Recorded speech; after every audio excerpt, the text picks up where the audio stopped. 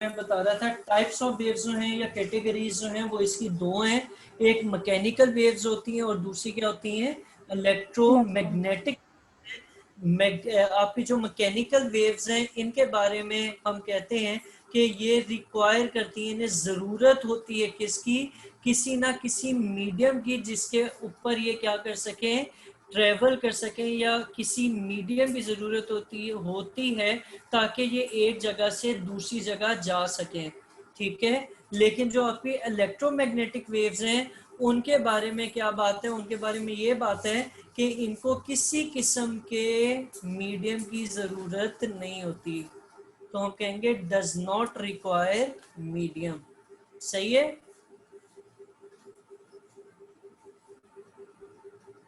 सही है। अच्छा, अब इसकी टाइप्स को यहाँ पे देख भी लेते हैं। टाइप्स में पहली टाइप क्या थी, पहली टाइप थी मैकेनिकल वेव। मैकेनिकल वेव का मैंने अभी बताया कि आपको लाजमी तौर पे मैकेनिकल वेव को रिक्वायर होता है कोई ना कोई मीडियम, ताकि वो क्या कर सकें, प्रोपगेट कर सकें, एक जगह से दूसरी जगह जा सकें। तो उसमें कौन सी एग्जांपल्स आएंगी, इनमें वाटर वेव्स आएंगी। वाटर वेव जाहिर है कि वाटर होगा तो वाटर वेव्स जो हैं वो एक जगह से दूसरी जगह जाएंगी। इसी तरह साउंड वेव्स हैं और इनको प्रोड्यूस करने के लिए भी हमें स्ट्रिंग या स्प्रिंग्स की ज़रूरत होती है। सॉरी, साउंड वेव्स हैं उनको भी ट्रेवल करने के लिए मीडियम की ज़रूरत होती है।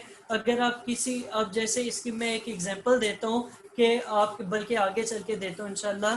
तो साउंड की वेव्स को भी एक जगह से दूसरी जगह जाने के लिए किसी ना किसी मीडियम की ज़रूरत होती है। लेकिन जब आप इसके ऑपोजिट देखते हैं तो वो क्या है, वो है इलेक्ट्रोमैग्नेटिक वेव्स, और इनको एक जगह से दूसरी जगह प्रोपगेट करने के लिए किसी मीडियम की ज़रूरत नहीं होती। इसके एग्जांपल्स में क्या आएगा, इसके एग्जांपल में आपकी जो हीट वेव्स हैं, लाइट वेव्स हैं, एक्स रेज हैं, ये सब की सब, टेलीविज़न वेव्स हैं, रेडियो वेव्स हैं, मोबाइल की जो सिग्नल्स की वेव्स हैं, ये सारी की सारी एग्जांपल हैं किसकी, इलेक्ट्रोमैग्नेटिक वेव्स की।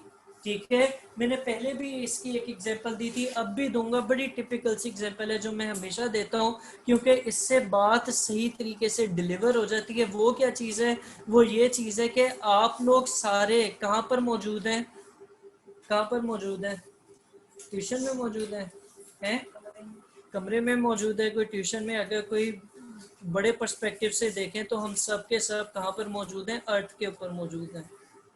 ठीक है, जमीन के ऊपर ही हो ना सारे। हिरा, अब्दुल्ला, सिमर, आप भी जमीन के ऊपर ही हैं। जी सर। चलो गुड हो गया। जी अब जमीन भाई। पर हैं तो आजकल बादल नहीं है आज, तो बाहर क्या निकला हुआ है, सूरज भाई निकले हुए हैं। और सूरज से आप तक क्या चीज पहुंच रही है भाई, ये वाले भाई हैं, एक बड़े सेहतमंद से हैं साथ भाई, इनको सूरज से एक तो हीट मिल रही है, और क्या मिल रहा है साथ, और साथ को मिल रहा है जी अर्थ पे बैठे हुए लाइट।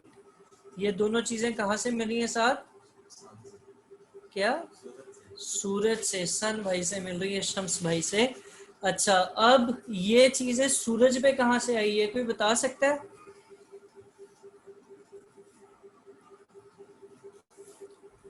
हिरा, अब्दुल्ला, सिमर, हिम्मत क्या करो है? पुत्र। मैं कह रहा हूँ हीट और लाइट सूरज से तो मिल रही है, लेकिन वो सूरज पर कहाँ से आई और खत्म क्यों नहीं हो रही। यकीन अल्लाह ताला ने अकल भी दी है इस्तेमाल करने के लिए, सोचने के लिए। बल्कि कुरान पाक में जगह जगह कहा है तदब्बुर करो, सोचो, तहकीक करो, तो उससे हमें कुछ चीज़ें पता चली हैं। क्या आप तक वो चीज़ पहुंची है, पहुंची होगी, लेकिन माशाल्लाह दिमाग में और चीज़ें बहुत होती हैं तो रुकी शायद ना हो। ठीक है, मैंने आपको बताई थी, आप शुरू से आ रहे हैं। तो सूरज का मैं पूछ रहा था कि सूरज में हीट और लाइट कहाँ से आई जो वो हमें मुसलसल दे रहा है, थकता भी नहीं है, और काम अपना उसने चुप के रखा है, बल्कि आहिस्ता आहिस्ता हीट तेज होता जा रहा है। कहाँ से आ रही है, क्या है, और नहीं मीडियम, मैं वैसे बात कर रहा हूँ। हाँ, किसी को नहीं पता, सिमर आपको पता है कहाँ से नो आती सर। है, नहीं पता, अब्दुल्ला को पता है। अब ये लाइट है ना, नहीं ट्यूब लाइट, एलईडी है, पहले आती थी ट्यूबलाइट्स आती थी या येलो कलर के बल्ब आते थे या हेलोजन बल्ब आते हैं, उनके अंदर जो हेलोजन बल्ब था उसके अंदर एक तार सी थी, जब उसको करंट मिलता था वो हीट अप होती थी, रेडिएट करती थी, उसके अंदर से शुआएं हीट और लाइट निकलती थी। ठीक है, इसी तरह जो आपके इसके अंदर लैंप है उसके अंदर भी कोई इसी किस्म का मैकेनिज्म होगा।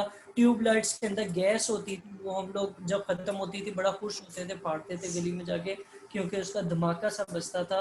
तो वो गैस जब हीटअप होती थी तो रेडिएट करती थी, शुआएं निकलती थी उसके अंदर से, जिसको हम पे वो लाइट के लिए इस्तेमाल करते थे। तो मैं पूछ रहा हूँ, अब्दुल्ला को भी नहीं पता, सिमर को भी नहीं पता, साद को भी नहीं पता, या पता है या जहन में नहीं है, तो मैं ये पूछना चाह रहा हूँ कि जो सूरज से हमें हीट और लाइट मिल रही है वो सूरज के पास कहाँ से आई, वो कहाँ से पैदा हो रही है, सूरज को कहाँ से मिलती है जो वो हमें दे देता है, और खत्म क्यों नहीं होती? ताला कह रहे हैं। हाँ सही कह रहा है अब्दुल्ला। हाँ हिरा, इसके अंदर ना जैसे यूं कह रहे थे, जैसे धमाका होता है या ब्लास्ट होता है तो आग निकलती है अंदर से, ऐसे ही होता है ना, और गैसेस निकलती हैं, तो इसी तरह सूरज के ऊपर यूं कह लेते हैं, समझने के लिए कह लेते हैं कि हर वक्त जो है वहाँ पे ब्लास्ट हो रहे हैं, मुख्तलिफ गैसेस रिएक्ट कर रही हैं, एक्सप्लोजन, इसके लिए प्रॉपर वर्ड यूज किया जाता है कि वहाँ पर एक्सप्लोजन्स हो रहे हैं, मुख्तलिफ केमिकल रिएक्शंस हो रहे हैं, जिसका शोर बहुत है, जिसकी आवाज़ें बहुत हैं, और वो सूरज के अंदर हीट और लाइट पैदा कर रहे हैं। हीट और लाइट तो हम तक पहुंच गए, लेकिन वो धमाकों की आवाज़ें क्यों नहीं पहुंच रही, अब ये बता दो। चलो, मीडियम नहीं है भाई को थोड़ा सा याद आया कि जो अर्थ है इसके और सूरज के दरमियान, यहाँ पर तो आपके स्पेस है, सॉरी एयर एटमॉस्फेयर है, जहाँ पर हवा मौजूद है, गैसेस मौजूद हैं, लेकिन बीच में काफी ज्यादा, बहुत ज्यादा ऐसी स्पेस है जहाँ पर कोई मीडियम नहीं है, जहाँ पर हवा मौजूद नहीं है। ठीक है, अब साउंड के बारे में आपको पता चल गया कि वो क्या है, वो मैकेनिकल वेव है, वो क्यों है ये भी बात हम आगे साउंड के चैप्टर में डिटेल में देखेंगे। लेकिन वो धमाकों की आवाज क्यों नहीं आती, क्योंकि साउंड कौन सी टाइप ऑफ वेव है, मैकेनिकल एनर्जी है या मैकेनिकल वेव है, और वो मैकेनिकल वेव को साउंड को ट्रेवल करने के लिए मीडियम की जरूरत थी, क्योंकि स्पेस है, हवा है, मीडियम नहीं है, तो जो स्पेस में धमाके होते हैं, कोई भी चीज होती है, उसकी आवाज आप तक नहीं आती। ठीक है, तो साउंड कौन सी टाइप ऑफ वेव है, मैकेनिकल वेव है। अच्छा, फिर आगे चलते हैं, तो लाइट और हीट ये दोनों हमें कहाँ से आ रही हैं, सूरज से आ रही हैं, और उनको यकीनन आते हुए किसी किस्म की दुश्वारी नहीं है, तो वो आपकी क्या होंगी, इलेक्ट्रोमैग्नेटिक वेव्स होंगी। सही है, समझ आ गई? जी सर। अच्छा, सामने एक वेव है, ये रस्सी के ऊपर पैदा हुई हुई है, ये किस किस्म की वेव होगी, ये मैकेनिकल होगी या इलेक्ट्रोमैग्नेटिक होगी? मैकेनिकल, ठीक कह दिया, बिल्कुल ठीक कह दिया। क्यों, मीडियम क्या है इसका, रोप मीडियम है, और वही आपकी क्या है, मैकेनिकल वेव है। लेकिन जो आपके हवा के जरिए, हवा के जरिए जैसे मोबाइल के सिग्नल्स हैं, उनको किसी मीडियम की जरूरत नहीं है, अगर हवा चले, तेज चले, हल्की चले, मोबाइल के सिग्नल्स के ऊपर फर्क नहीं पड़ता। तो आपको माइक में या ईयरफोन में शोर भी सुनाई देता है, वो मोबाइल के सिग्नल्स की वजह से नहीं होती है, बल्कि जो हवा है उसकी साउंड माइक में जा रही होती है। ठीक है, तो अभी तक हमने क्या किया, मैकेनिकल और इलेक्ट्रोमैग्नेटिक वेव्स भी हो गई। फिर अगले पेज पे चलते हैं, और यहाँ पर ये इन्होंने तो मैकेनिकल वेव और इलेक्ट्रोमैग्नेटिक वेव्स दिखाई हुई भी हैं। ये ऊपर वाली मैकेनिकल वेव्स हैं, इनमें पार्टिकल्स जो हैं वो ऊपर से नीचे मूव कर रहे होते हैं, और वेव की डायरेक्शन जो है वो अवे फ्रॉम द सोर्स होती है, इसको हम क्या कहेंगे, मैकेनिकल वेव्स कहेंगे। लेकिन इलेक्ट्रोमैग्नेटिक वेव्स को अगर आप गौर से देखें, इसमें ये ऐसे ही है कि आप दोनों हाथों की उंगलियां अगर एक दूसरे के परपेंडिकुलर डालें, एक दूसरे को सीधा रखें और एक को खड़े की पोजीशन में एक दूसरे के अंदर डालें, तो ये दो वेव्स आपस में मिल रही होती हैं और इलेक्ट्रोमैग्नेटिक वेव्स जनरेट कर रही होती हैं। सही है, ठीक है, तो ये इलेक्ट्रोमैग्नेटिक वेव्स में इलेक्ट्रिक वेव्स होती हैं और मैग्नेटिक वेव्स होती हैं, जिनमें एक ब्लू है और एक रेड है, और इन्हें मूव करने के लिए किसी मीडियम की जरूरत नहीं होती। सही है,